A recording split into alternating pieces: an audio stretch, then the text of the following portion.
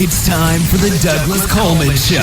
Mr. Smooth and Savvy is joined by guests from all walks of life, from the entertainment industry to authors to political and social commentators, the famous and not so famous, the controversial and the light and fluffy. We have it all. Now, here's Douglas Coleman.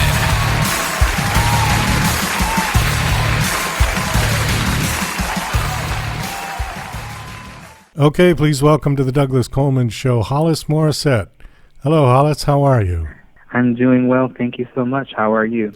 Doing fine. Thank you. Thank you for coming on the show. Nice to have you with us. I guess you probably get this a lot, but are you related to Alanis? I have gotten that all my life. I could be, honestly. I really do think that I am.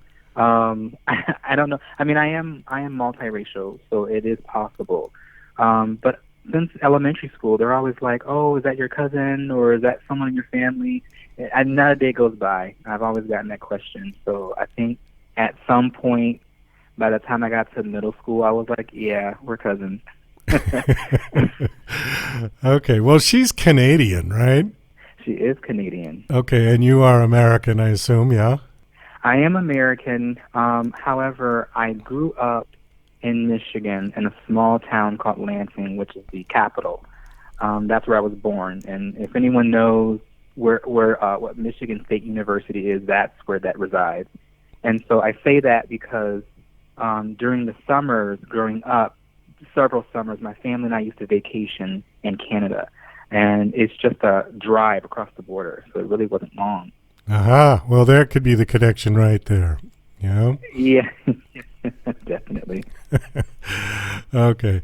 Well, the reason, aside from your last name, is that years ago, I'm also a musician, although sort of semi-retired at this point. But years ago, I was on a website called mp3.com, and it came out in the late 90s. It was like the forerunner to Spotify and streaming. It was really the first sort of major streaming platform that came out. Oh. She was one of the founders of it, along with a couple of other people. And, wow. you know, so I don't want to say I know her, but I certainly saw her on the site, and she would come into the chat room occasionally and talk to people, and just when the site was first coming up. And then I think a few years later, she sold it off for several $1 million, and I don't know what the site's doing now. That was a long time ago. But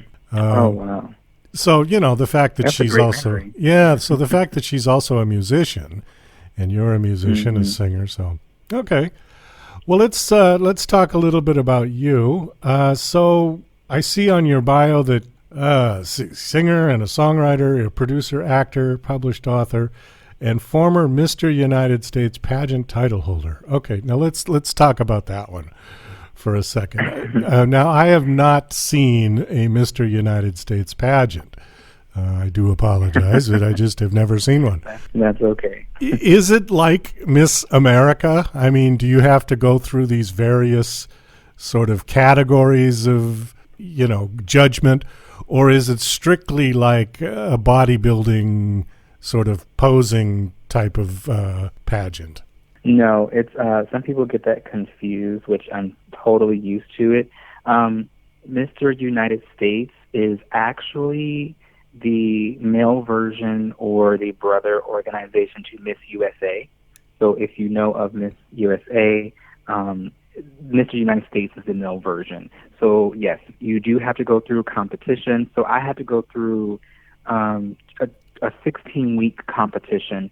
A little bit of a tiny backstory. I'm a 2-time pageant title holder because I had to compete for my state title. And although I live in California, I've been in LA for years, I decided to compete as Mr. Michigan United States, and I won. And then once I did that, then I was accepted into the Mr. United States organization, and I had to compete for 16 weeks. And then you do have your runway fashion, you have your evening wear, you have your swimwear, you do have these judgments, you do have the questioning, and you do have to go and answer questions from judges and your on-stage question. It's just like that, but just the male version, and we wear tux. And you wear a tux. Okay, so this is not a bodybuilding competition particularly. No. Okay. No. It's not a bodybuilding. So for the male, so for the female, for the women, they have Miss USA, and then they have Miss Universe, and they have Miss America. They have, and several others. And then for the men, they have Mr. United States, and then there's Mr. Supranational, and then Mr. World, and then beyond that as well. Okay. How did you get into that? What made you decide to go for that?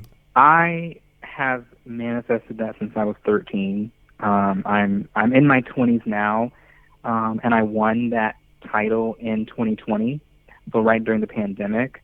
But since I was 13, I have always dreamt of being a Mr. USA, not just for the title and the crown and the sash and all that kind of stuff, but really just to become a better gentleman for myself, learn about myself, more about myself, and help make the world a better place, and help be there for other gentlemen, because I respectfully see how women are always there for one another. It doesn't matter what they're going through. They always, for whatever reason, they seem to come together and they can help each other. And I don't see much of that in the gentleman community.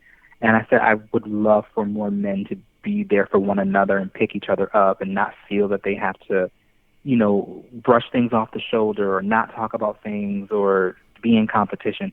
I wanted it to be more about togetherness, and I wanted to help add to the world. So I knew that at a young age. So that's kind of how I got into that. Well, that's a nice sentiment. I know that some men have real trouble dealing with emotions and expressing their emotions. I think it's getting better. I mean, I think from when I was a kid to now, I think it's certainly opened up. There's less of that.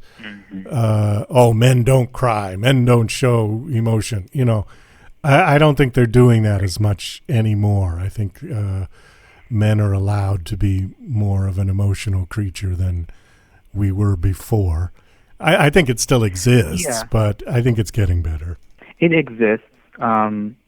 I do agree with you, it's getting better, but I also feel personally that the pandemic has also helped aid with those feelings of openness. Just with isolation and everything that has gone on, it kind of forced people to deal with, all of our emotions, and it's kind of been sort of like a icebreaker to, hey, it's okay and it is okay for men to cry. I don't feel, and I've never ever been taught that it was not okay to cry. Like I saw my mother cry, I saw my father cry, and it was like regular for me. So I was always taught that it's okay to cry, and it's okay to cry in front of other people, especially for the right reasons. Like if you're crying because a piece of gum fell out your mouth and you really enjoyed it. Like, why are you crying? Just eat another piece. But, for something that's more serious, of course, I've never seen anything wrong with that. I've had a couple of good cries over my lifetime, and I'll tell you, I feel better after it's a great release. It is. It is. I know I did when my father died. I think I wailed for about 2 weeks. But, it got it out of my system, and I felt better, and I could go on at that point. I think if you keep all that bottled up inside, it's going to affect your mental and physical health later down the road. And your emotional, yeah. Absolutely. All right, so you're also a singer. How would you describe your music? What genre would you put your music in? I put myself, categorically, I would say I'd love to do pop and R&B with a little slight rock in there as well. I love tying those three together for whatever reason. I just think it just goes well together. It pairs well.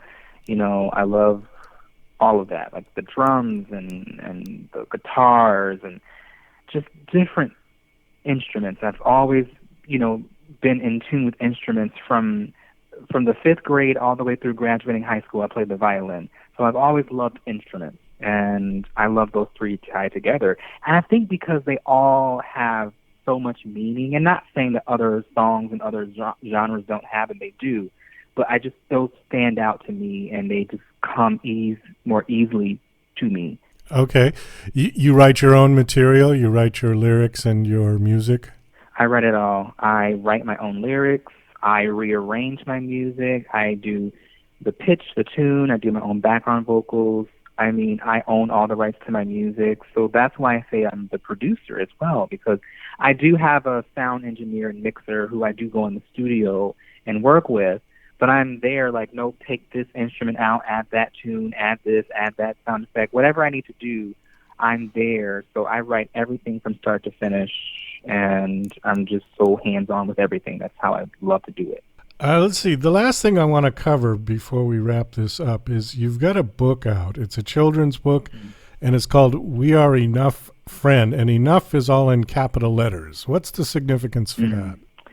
The significance is just knowing that you're more than enough. You know, I know that sometimes people can make you feel, especially at a young age, they can make you feel like you're less than. They can make you feel like you're not enough, or you know, if you don't hang out with the right crowd of friends, you're not enough, you're not cool enough, you know, or your clothes aren't hip enough, whatever the case may be. You know, we've all going through school where people have said something or made us feel like we could do better, but we're not enough.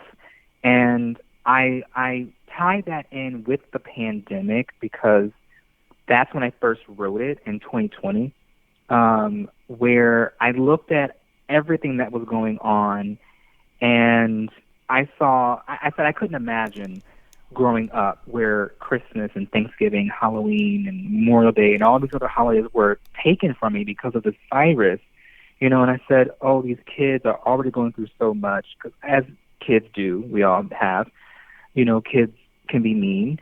And I'm like, I don't want this pandemic to mess with them any further, thinking that they're not enough. You know, it's already rough out there in the world. So I wanted this book to be an encouragement for not just kids, but people of all ages to stand up for yourself. Always know that you can give love. You're more than enough to give love and to receive love, and to really just put yourself out there. You don't have to hide yourself from the world, because you're needed just like the next person. What age range are you sort of targeting with this book?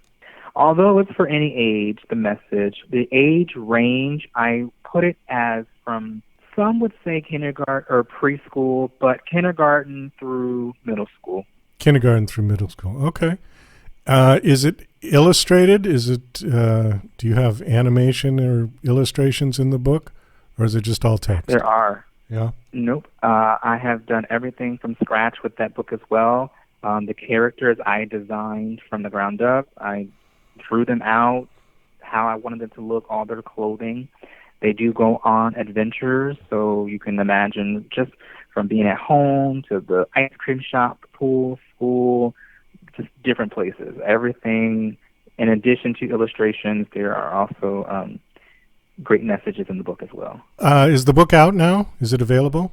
It is. It's available in select bookstores. However, it's mainly sold on Amazon, and that's where you can mostly find the book. Well, we do have to wind this down. Thanks so much for coming on. Last question. Do you have a website that you want to give out? Yes, and thank you for having me so much. My website is my name, hollismorrissette.com. That's 2 L's, and my last name, 2 R's, 2 S, 2 T's. Okay. And all of your music is there, as well as information about the book? Everything is there. They'll find other stuff about me as well on my website. You can also get on my social media through my website, but I update it regularly. Well, my amazing assistant helps me now, but back when I didn't have an assistant, I was doing it all from the ground up, as you know how it goes when you're building things from scratch. But it gets updated very, very regularly, and you can find everything there. Yeah, isn't it wonderful having an assistant? I've had one for 3 years now. It's great. Absolutely terrific. I got to tell you, it really has helped, because I'm like, how was I? You look back and you're humble for all of that you've done, but then you look back and you're like, how did I even manage to do all of this? and still function. It's pretty amazing. It is. Yeah. Hollis, thanks so much for coming on the show. It was nice meeting you, and best of luck with all of your projects. Thank you. It was nice meeting you as well. Hi, this is Hollis Morrissette, and you're listening to The Douglas Coleman Show. Here's my track, I Can't Hate You.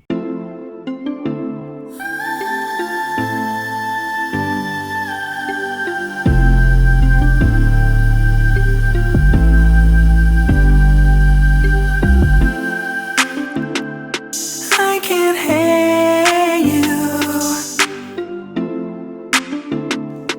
I can't hate you. Tried to waste my time. I can't hate you. Failed to show me love. I can't hate you. What was the point of us hanging around, getting together, getting to know one another? I can't hate you. You were so disrespectful.